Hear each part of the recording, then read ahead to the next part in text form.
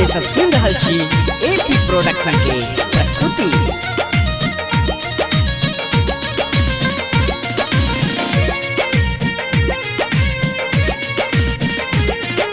नाही नाही कहे मैं न माई, गौरी सा नाही ये दुल्हा।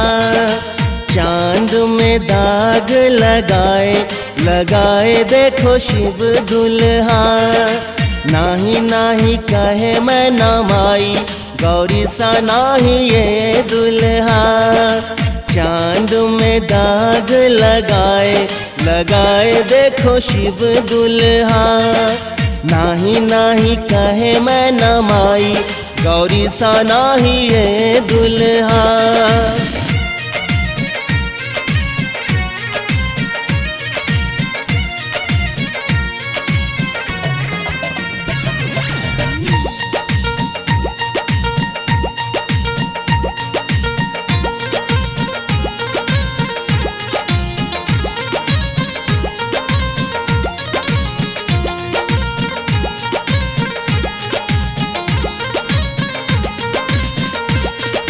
पहली बीमारी देखो इस बुढ़बे को, भांग चबाते आया आया ब्याहन को।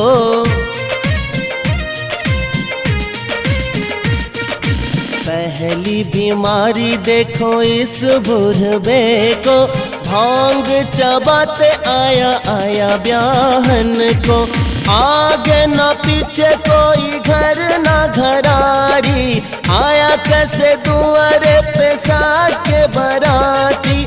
मेरी गौरा रानी जो जाए रखेगा कहाँ ये दुल्हा। मेरी गौरा रानी जो जाए रखेगा कहाँ ये दुल्हा। नाही नाही कहे मैं न माई, गौरी सा नाही ये दुल्हा। चांद में दाग लगाए लगाए देखो शिव दुल्हा।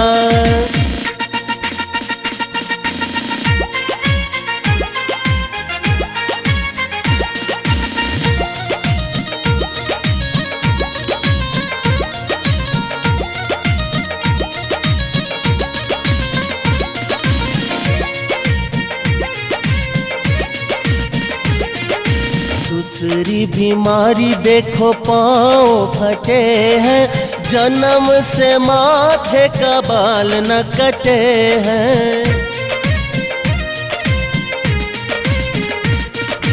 दूसरी बीमारी देखो पाँव फटे हैं, जन्म से माथे का बाल न कटे हैं। कानों में लाल लाल बिच्छू सजे हैं, अंग अंग विषधर सांप लिटे हैं। बैल पे चढ़ के आए लजाए नाही ये दुल्हा। बैल पे चढ़ के आए लजाए नाही ये दुल्हा। नाही नाही कहे मैं न माई, गौरी सा नाही ये दुल्हा। चांद में दाग लगाए लगाए देखो शिव दुल्हा।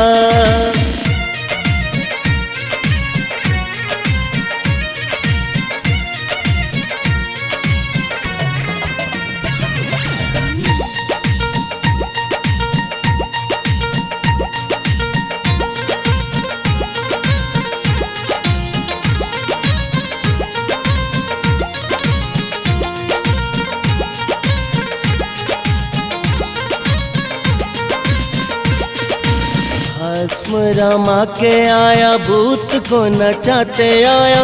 डमरू बजाते आया, त्रिशूल घुमाते आया। हाँ भस्म रमा के आया, भूत को नचाते आया। डमरू बजाते आया, त्रिशूल घुमाते आया। भक्तगण श्याम के संग संग गाते आया। ढोल पखावज तबला बजाते आया। दर्श की आस लगाए दर्श देंगे शिव दुल्हा। दर्श की आस लगाए दर्श जश देंगे शिव दुल्हा। नाही नाही कहे मैं न माई, गौरी सा नाही ये दुल्हा। चांद में दाग लगाए लगाए देखो शिव दुल्हा।